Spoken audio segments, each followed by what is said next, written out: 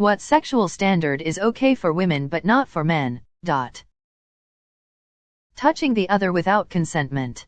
I live in a South American country since few months, and love it, but the reggaeton culture can be confusing sometimes. You dance with someone you just met, and suddenly a hand goes straight to your pants.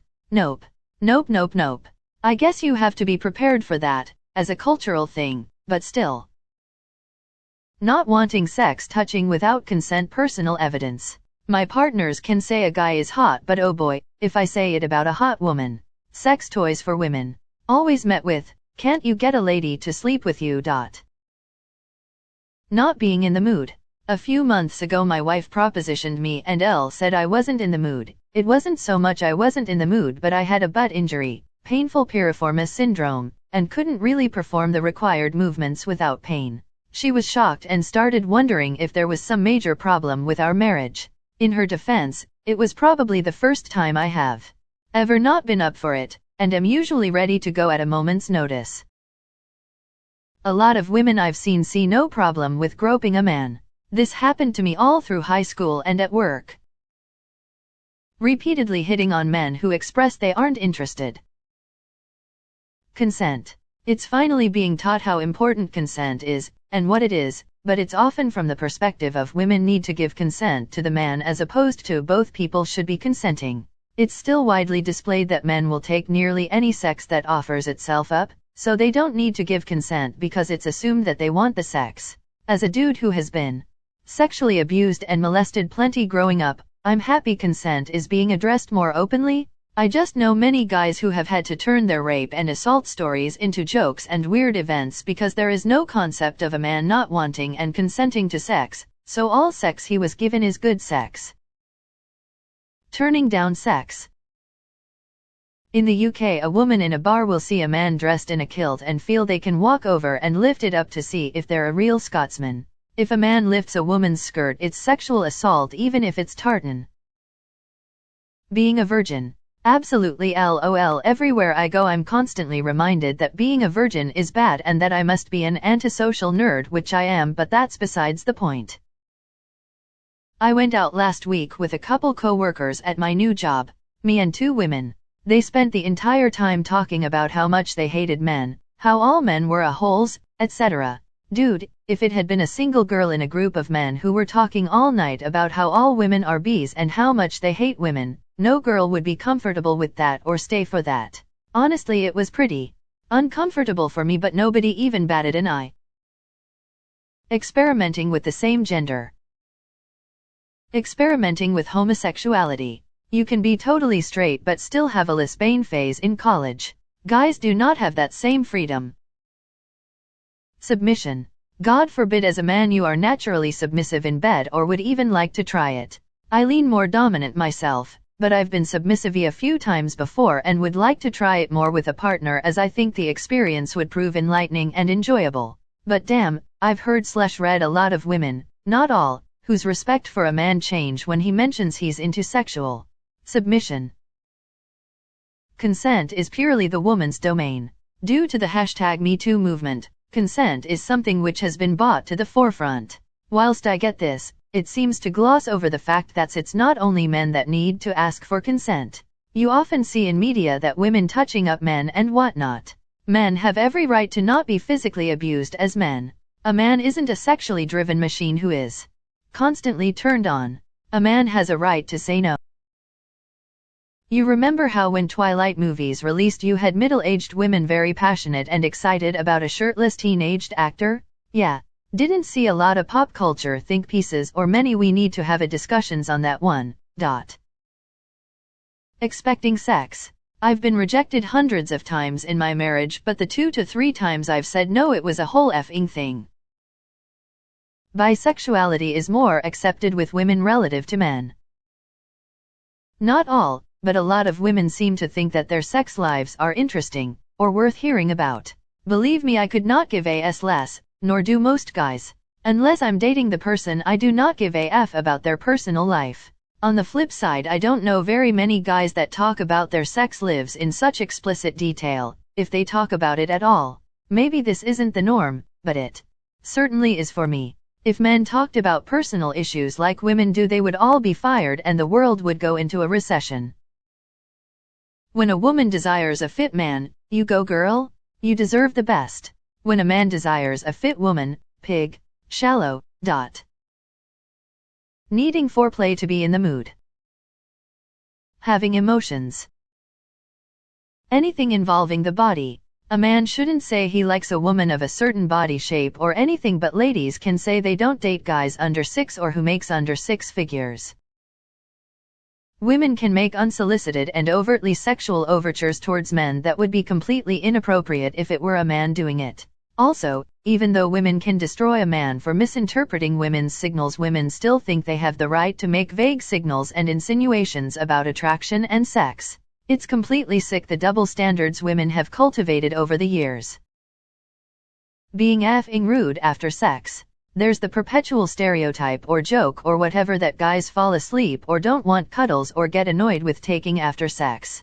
No one talks about when girls do that, because that was always the case in my relationship. I'd check for cuddles after and she'd say, nope. I got what I wanted or some variation of that. Man, I felt gross, used, and unwanted. F that. Holy S, I forgot about that. Women get to decide if they're in the mood or not. If a man isn't in the mood, he's having an affair, LOL.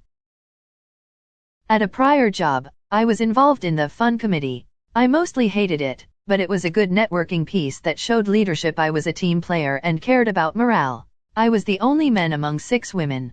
I walk in 2 minutes late to a meeting, and one woman has her Facebook up on the big screen to show all the other women the new guy she's dating. He's tall, ripped, long hair and a kettlebell. Fitness model / influencer / whatever. They all call him Tarzan. They all start catting back and forth about how hot he is, how lucky Mary is to be dating him. One lady says to her, Mary, you hit that S yet? Mary goes, girl, that man about broke me in half, and they all start laughing and high-fiving and fist-bumping one another. Not to mention, the cute vending / water delivery guy? Yeah, no shortage of comments about how they want to F him. The cute sales guy from the company we do business with who comes in once a month. They can't trip over themselves fast enough to buzz him into the office when he rings in. As a man, I can't even be in a workplace environment alone with another female with the door closed. There's no way LD get away with gyrating and high-fiving a bunch of guys. If some hot woman walked through the office from another company or we put 1G models up on our work screen. Women, though, get away with that all the time.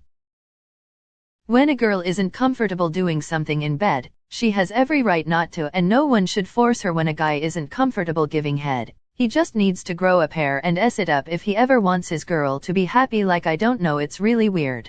No one should have to do things they're not comfortable with. I have been told multiple times by multiple people that men can't be raped, which is not true, regardless of the gender of the aggressor. In movies, 40s man hitting on 20-something girls, creepy loser. 40s women hitting on 20s dudes, empowered MILF educating young man. Initiation is essential for the majority of sexual encounters for men. In many cases they always have to be the one to start things or request. This can be a bit different in longer relationships, but in general guys have to initiate or there's something wrong with them. I think in terms of consent, most of the time when a man is a sexual predator, he rapes / gropes the woman knowing fully well that it is wrong and what his actions will cause. When a woman disregards a man's boundaries and effectively forces herself on him and assaults him, the motive comes from a place from entitlement. Her inflated ego is not used to rejection, and thus takes it personally. Because there is a false narrative that all men have high libidos and are ready to be at it most of the time. Consent should be taught both ways, whether you're a guy or gal. If somebody isn't in the mood, forcing them in any way, shape, or form is wrong. Drooling over underage guys. When Twilight was hot, there were several women who openly had pics of Taylor Lautner, on their monitors, and nobody said a word about it. If a guy would have had a pic of an adult woman on his monitor, he would have been immediately dragged to HR and written up, if not outright fired.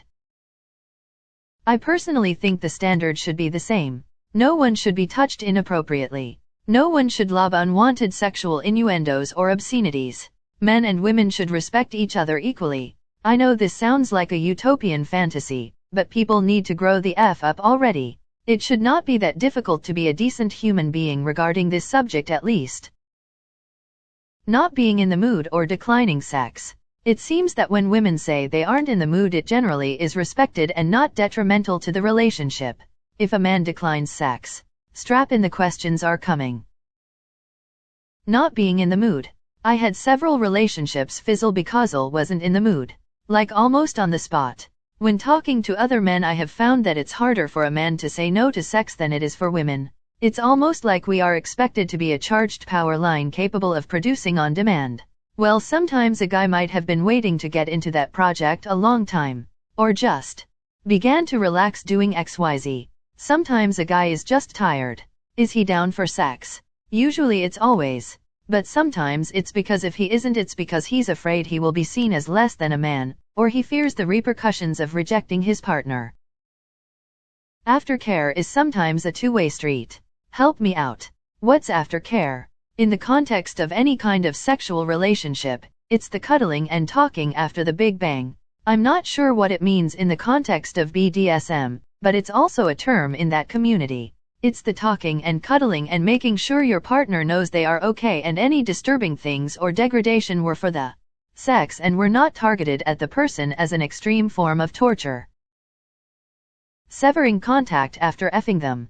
All she has to say is he was a creep. No follow-up questions. No discussion about how she just took what she wanted and left. About being untruthful about your intentions. A guy f's a girl, decides he's not into her, cuts things off. Even if he's honest with her and tries to let her down easy. Wow, what in a hole. I can't believe he'd lead her on like that. Men only want one thing. What a p.